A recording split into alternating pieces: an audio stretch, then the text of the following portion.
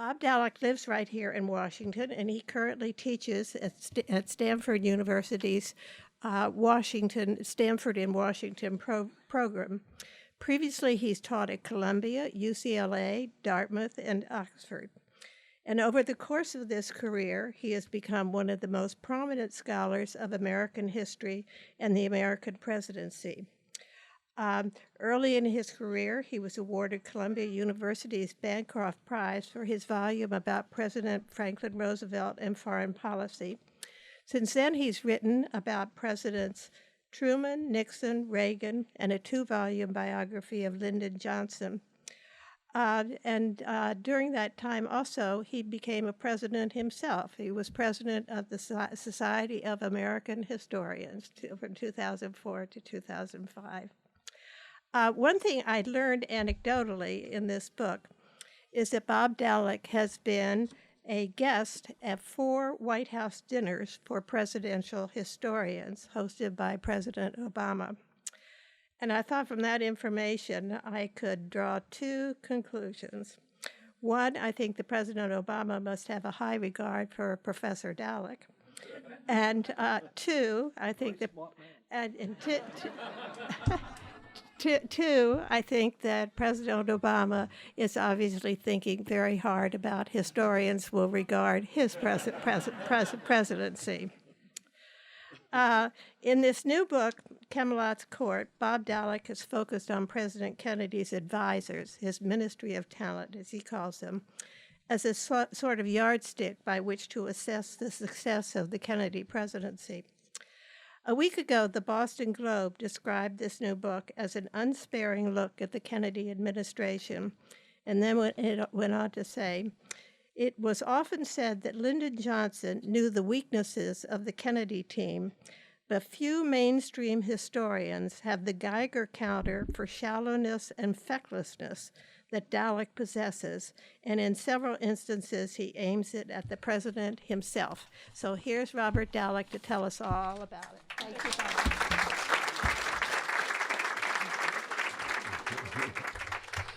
Thank you, Barbara. That's a wonderful introduction, and when I get a nice introduction like that, it always puts me in mind of one I got a number of years ago when I was lecturing in the Soviet Union. My host on that occasion, who I like to think had an imperfect command of English, introduced me by saying, Professor Dallek is the author of several distinguished works. They're the kinds of books that once you put them down, you can't pick them up again. So, not music to the author's ears. Now, before I came here, I ran into my friend Jeff Kelman, who was so instrumental in helping me with the 10-year-old biography. He's a brilliant physician. And he said to me, I've been reading this second book, and he said, I hope the end comes out differently this time. And it, again, reminded me of another anecdote about my son Matthew, who, when he was 4 years old, he said to me, Daddy, he said, you're a doctor, aren't you? I said, well, yeah, but not like your doctor, not like your pediatrician. He said, oh, I know that. You're also an historian. Well, I was delighted he could make this distinction. But then he wanted to know, does that mean that you make people in the past feel better? So, and there he is with my grandson, who's pointing.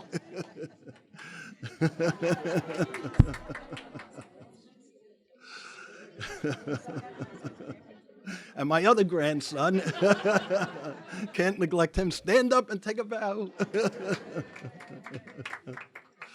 All right, enough about my family.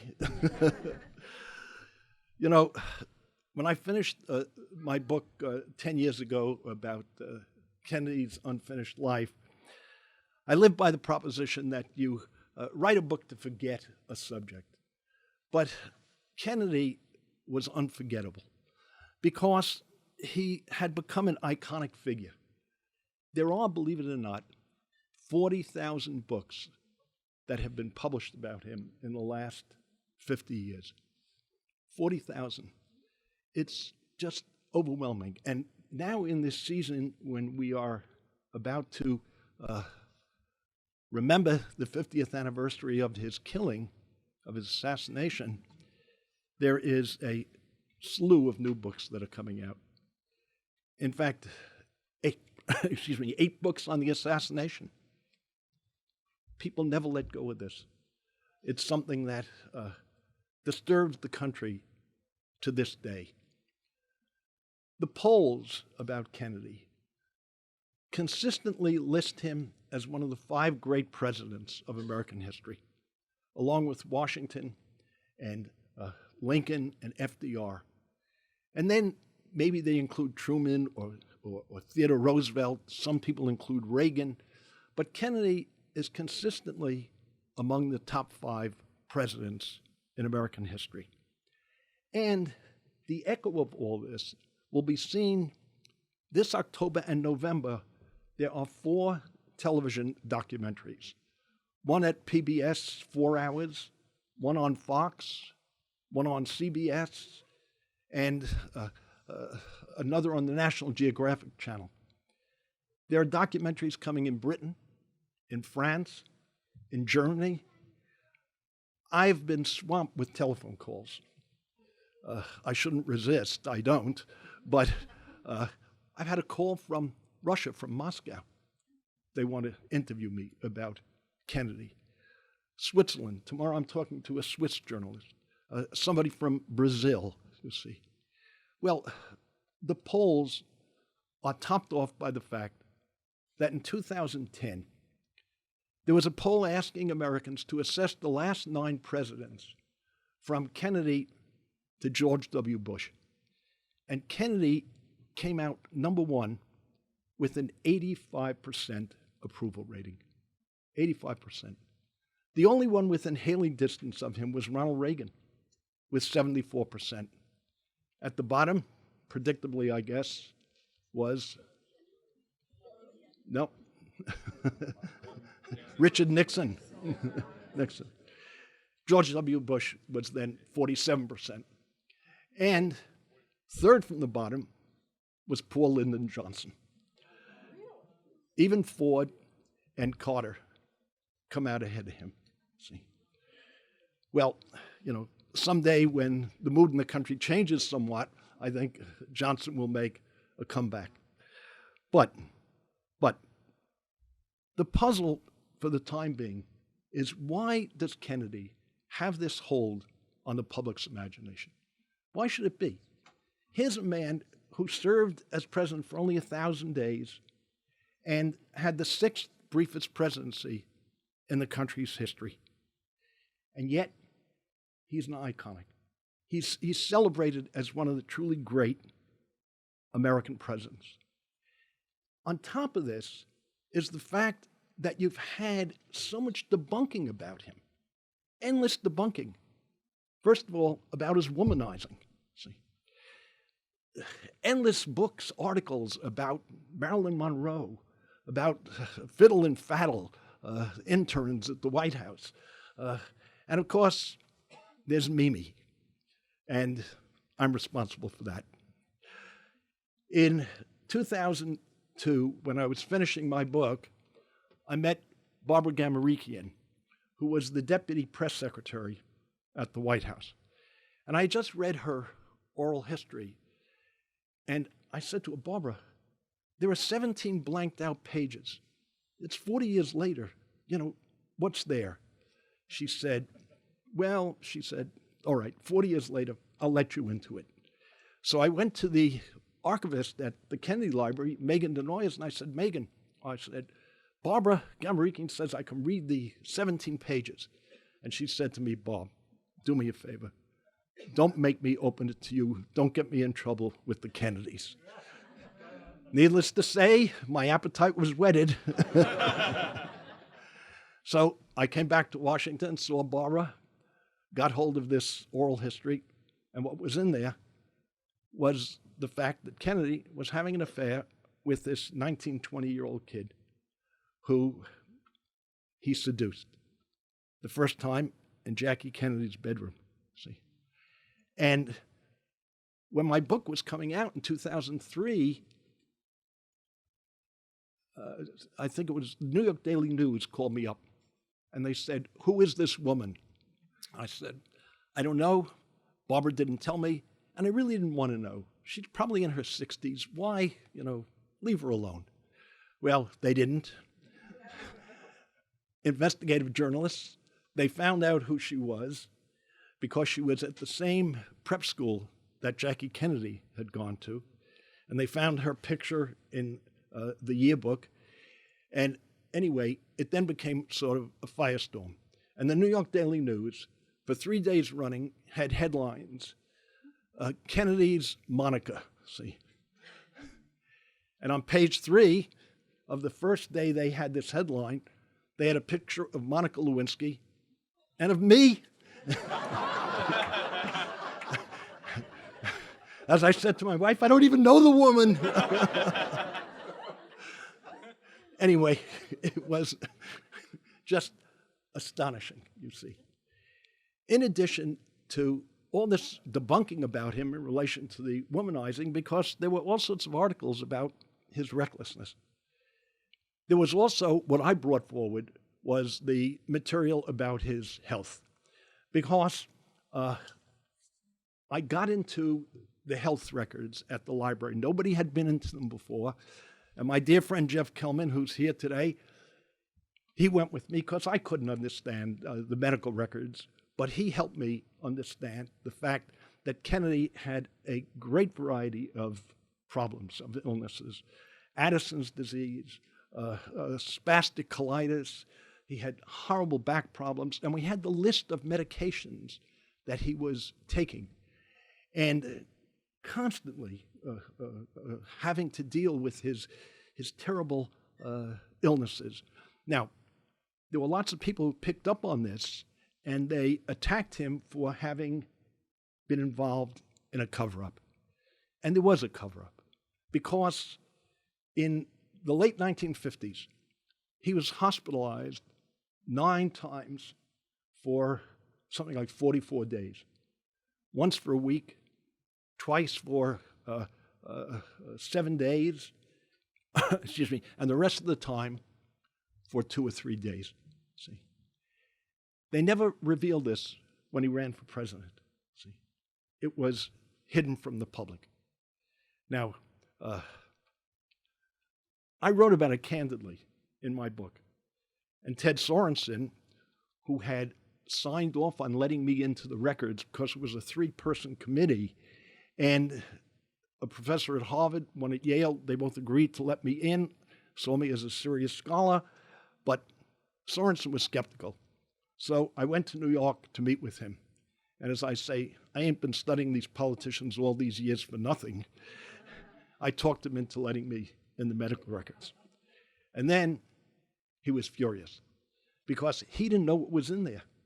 In fact, Ted Kennedy didn't know what was in there, you see, and told me that later, that he had read my book and learned about his brother's illnesses from what he read in my book. At any rate, it was all part of this debunking. Now, one can also look at the man's presidential record. And the debunking continued. First of all, on the domestic side, there were 4 major initiatives that he had before the Congress. A federal aid to education, a big tax cut, Medicare, and, of course, civil rights, which he put before the Congress in June of 1963. None of those passed during his presidency. There was no substantial record of domestic achievement. And in foreign affairs, the debunking continued, pointing to the Cuban Missile Crisis, or rather to the Bay of Pigs crisis, for which afterwards he walked around saying, how could I have been so stupid as to have committed myself to this? Mongoose, the continuing attempt to topple Castro with even assassination plots. Khrushchev used this information to talk Castro into letting him put those missiles into Cuba. We know this now. And then we had the greatest crisis of the Cold War in that missile crisis. Vietnam. When Kennedy came to office, there were 600 military advisors, American advisors in Vietnam. When he died, there were 16,700. So, and Lyndon Johnson always said, in Vietnam, I was doing what Kennedy would have done. Of course, that's a dubious proposition, and I'll come back to that, but he constantly argued that. Anyway, we come back to the question, why is he so beloved? Why does he have this phenomenal hold on the public, given this barrage of debunking that has gone on? First of all, the womanizing. People don't seem to care. It doesn't bother them. He's a celebrity who seems to still command public affection. On the health issue, people, instead of seeing him as covering up, they see him as courageous, as someone who managed to deal with his health problems in spite of the tremendous tensions and burdens that he shouldered as president, you see. So those two things seem to have been washed away, see. As far as his policy failings go, one can point to the fact that, yes, in domestic affairs, he didn't get those bills through, but one, I think, can fairly say that these should be described as Kennedy-Johnson initiatives.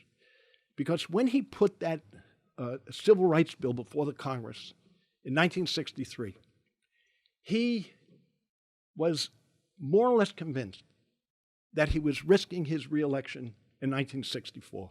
Because remember, he only won election by about 118,000 votes. And he desperately needed the continuing votes of the southern states. And he thought, and Bobby as well, thought that they would lose some of those southern states and it would jeopardize his reelection in 64. So it really was kind of courageous. I think the answer to the question as to why he has such appeal is rather complicated. First of all, of course, there's the assassination. That, as I said earlier, people have not gotten over this heinous act yet, because it's such a blow to the country's sense of self-regard. Remember what Bill Clinton said after that Oklahoma City bombing? He said, "This is not what America is about." And I think it's the same feeling that people have about this assassination. This is not how we deal with our politics. However, I don't think you can make the case for the idea that Kennedy is so beloved because of the assassination, because in 1901, William McKinley, popular Republican president, elected to a second term, he was also killed. And 50 years after his death, hardly anybody remembered who he was. See? But here we are 50 years later, and people recall Kennedy, and more than recall him, celebrate him. I think there are real substantive reasons that one can point to as to why he deserves to be regarded as a significant president. Not a great president, but certainly a significant president. And first of all, the fact that he was the first Catholic to break the hold of white Protestant males on the institution. Would Barack Obama have become president without the Kennedy breakthrough? Will, jumping ahead of myself now, will Hillary possibly become president? Or some Republican woman? Entirely conceivable. See. But I think Kennedy has made a huge difference in that regard. Secondly, I'd say the missile crisis. You know, we never came so close to a nuclear war except for that missile crisis. Kennedy was brilliant in that crisis.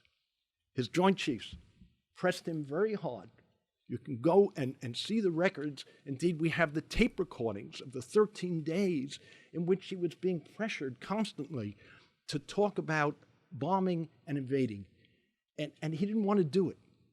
And as a consequence, he resorted to this diplomacy, to what he called a quarantine. It was essentially a blockade, but he wouldn't call it a blockade because a blockade is an act of war, and so he called it a quarantine.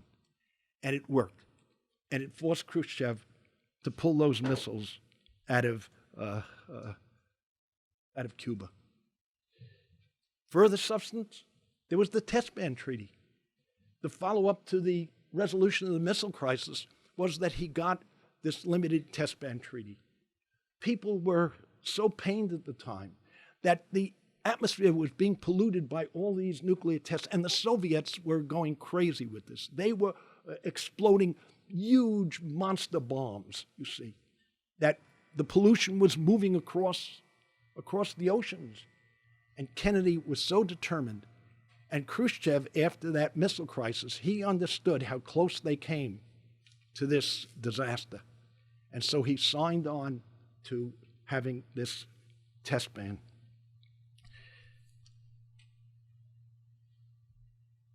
Vietnam, I don't know that Kennedy ever would have done what Johnson did in Vietnam. We'll never know what he would have done. Impossible to know. Because he himself was uncertain about where he was heading. But what's clear to me is he did not want to put massive numbers of ground troops into that country. He was told by George Ball, his Undersecretary of State, you can put 200,000-300,000 men into those jungles of Vietnam. You'll never hear from them again. And he said to Ball, George, you're crazy as hell. And I interpret that to mean I would never do this. To me, the most telling example of this, or evidence of it, is the fact that Kennedy was told by the Joint Chiefs that you got to still plan for an invasion of Cuba. And Bob McNamara, Secretary of Defense, put a memo before him about an invasion. Kennedy wrote him a memo in return and said to him, Bob, we have to remember what happened to the British in the Boer War, what happened to the Russians in the Winter War of 1940 in Finland, what happened to us in Korea. We could get bogged down. Now, if he was worried about getting bogged down by sending forces into Cuba, imagine how he felt about Vietnam. There's additional evidence. In the summer of '63, he asked Bob McNamara to begin planning to withdraw 1,000 of the 16,700 advisors. He wanted to begin withdrawing those advisors. Would he have done it? Who knows? We'll never really know. So I think there are strong reasons to see him as a substantively significant president. And most of all, I'll mention this, because it forms a significant part of what I have in my new book. And it's part of an article in The Atlantic, which has a commemorative issue about marking Kennedy's assassination. The article is called JFK versus the Joint Chiefs. They were at each other's throats. They did not trust each other. When Kennedy came into office, Mac Bundy, the National Security Advisor, told him, Mr. President, local commanders have the option, in case of an incident with the Soviets, an option to resort to nuclear weapons. You've got to control these guys. You've got to bring them under control. Bundy called up the general in the Pentagon who was in charge of the nuclear war plan, and he said, we want you to send this to the White House. And the general said to him, I'm sorry, Mr. Bundy, we don't show that to anybody. And Bundy, I guess the steam coming out of his ears, said, he said, General, you don't understand. I'm asking for the president. See? Anyway, he had a briefing with the Joint Chiefs about the nuclear war plan. They had a plan to drop 170 atomic and nuclear bombs on Moscow. And they were going to hit every major Soviet and Chinese city, and probably in Eastern Europe too.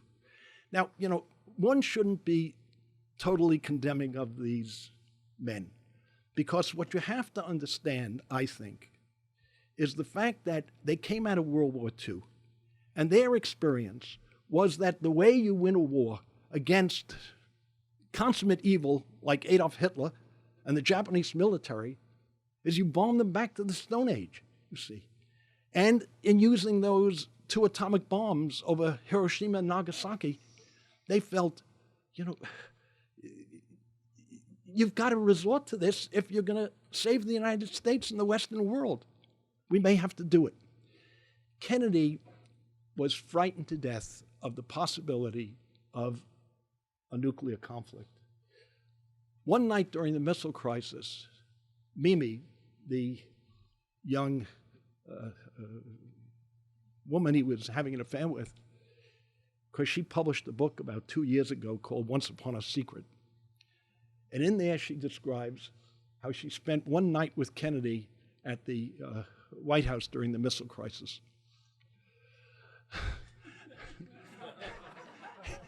He sent Jackie and the kids away.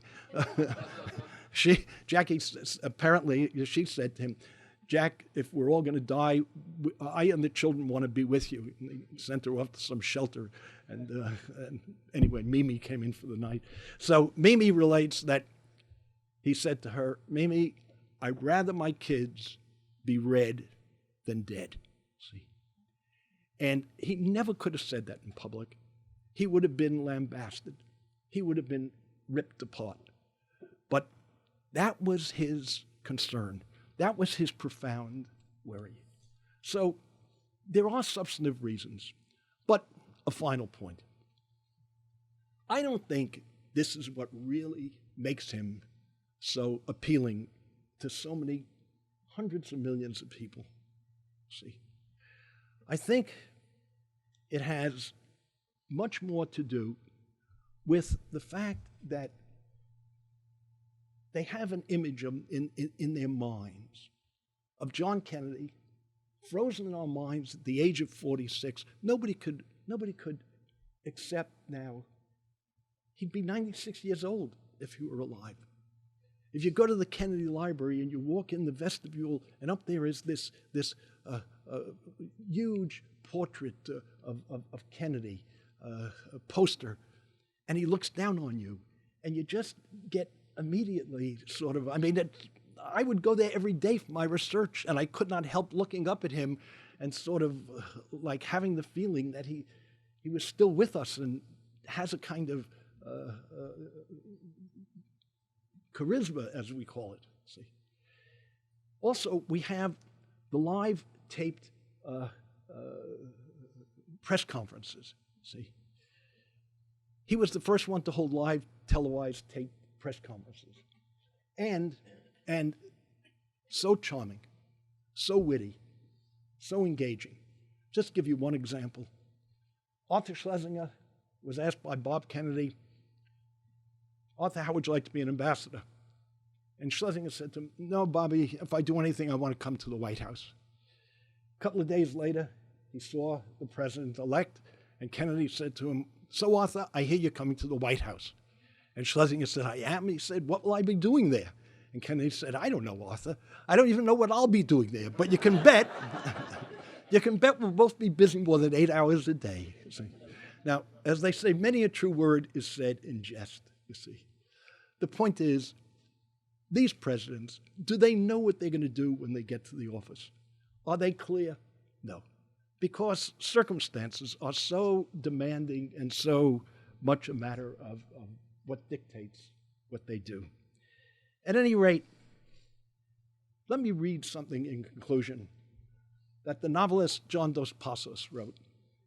He said, in times of change and danger, when there is a quicksand of fear under men's reasoning, a sense of continuity with generations gone before can stretch like a lifeline across the scary present.